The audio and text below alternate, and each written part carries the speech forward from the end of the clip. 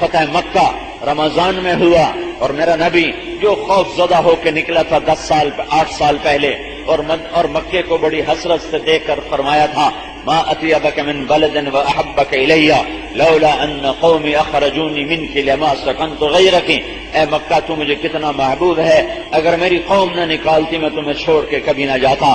تو میرے اللہ نے کہا ان الذی فرض علیک القرآن لرادک الی معاد، جس رب نے تیرے اوپر قرآن اتارا ہے وہ تجھے ایک دن مکے میں عزت کے ساتھ لائے گا، فاتح بنا کے لائے گا، تھوڑا صبر کر، تھوڑا انتظار کر۔ 8 سال کے بعد یہی رمضان تھا، یہی رمضان کا مہینہ تھا، اور میرا نبی فاتحانہ 10,000 کے لشکر کے ساتھ مکے میں داخل ہوا۔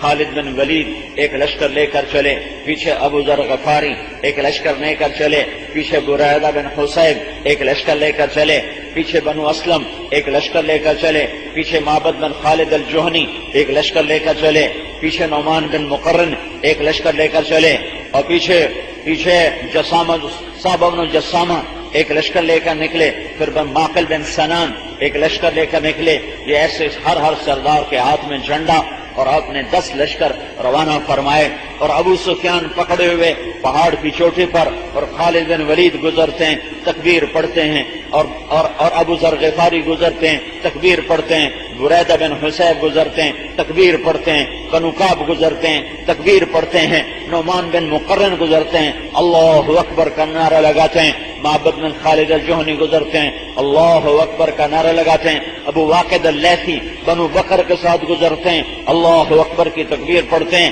صعب بن جسامہ بنو لیث کے ساتھ گزرتے ہیں تکبیر پڑھتے ہیں، معقل بن سنان اشجعی وہ بنو اشجع کے ساتھ گزرتے ہیں تکبیر پڑھتے ہیں، لشکر در لشکر۔ اور ابو سفیان کہتا ہے یہ کون ہے؟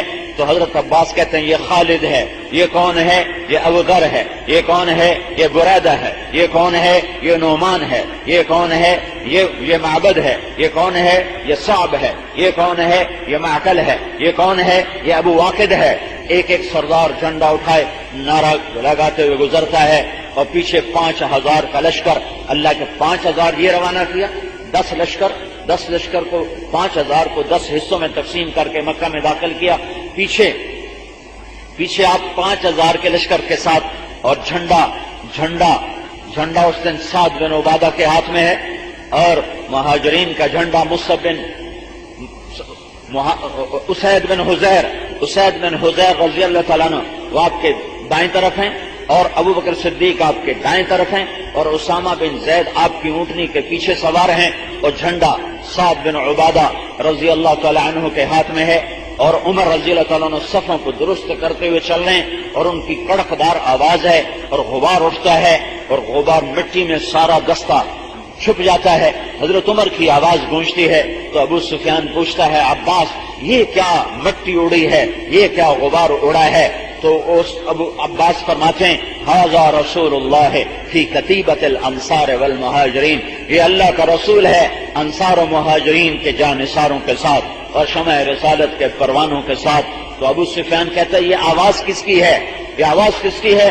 تو اس پر عباس فرماتے ہیں یہ عمر ہے جس کی آواز آ رہی ہے صفوں کو درست کرتے ہوئے۔ وہ کہنے لگا واہ واہ، بنو عدی حضرت عمر کا قبیلہ چھوٹا سا ہے، بنو عدی بھی اتنے بڑے بن گئے کہ آج لشکروں کو ترتیب دینے لگ گئے۔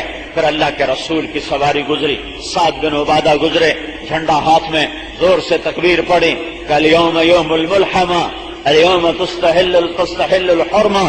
ابو سفیان آج کا دن خون بہانے کا دن ہے، آج حرم کی حرمت اٹھا لی جائے گی۔ ابو سفیان کہنے لگا عباس میں نے بڑے بڑے بادشاہوں کا جاہو جلال دیکھا، تو تیرے بھتیجے جیسا جاہو جلال میں نے آج تک نہیں دیکھا۔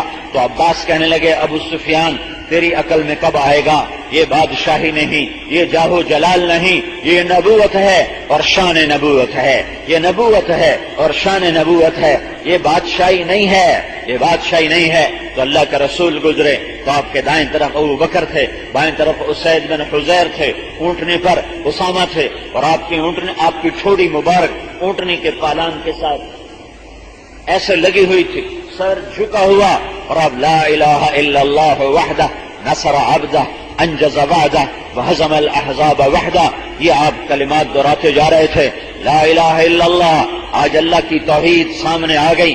آج قریش کو پتا چل گیا کہ اللہ ایک ہی ہے، احد ہے، صمد ہے، قادر ہے، عزیز ہے، جبار ہے، متکبر ہے، مہیمن ہے، فعال لما یرید ہے، یفعل ما یشاء ہے.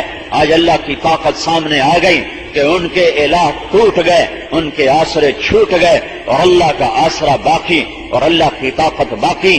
لا الہ الا اللہ وحدہ، ایک اللہ ہے، اللہ کے سوا کچھ نہیں. یہی کلمے کا سبق ہے کہ دل میں اللہ کو اتارو.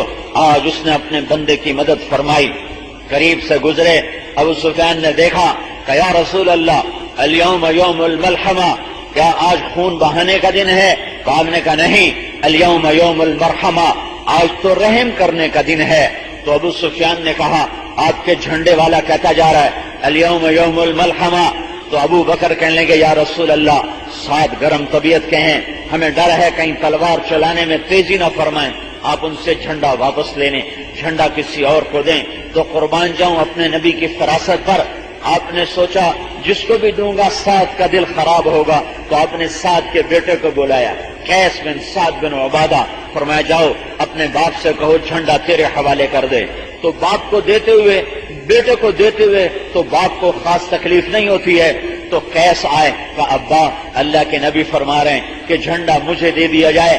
تو چونکہ یہ جھنڈا کوئی دنیاوی منصب نہیں تھا، یہ نبوت کی طرف سے ملا ہوا اعزاز تھا، تو باپ بھی بخیل بن گئے، کہنے گے نہیں دوں گا، جاؤ پہلے کوئی نشانی لے کر آؤ کہ واقعی تمہیں اللہ کے نبی نے بھیجا ہے.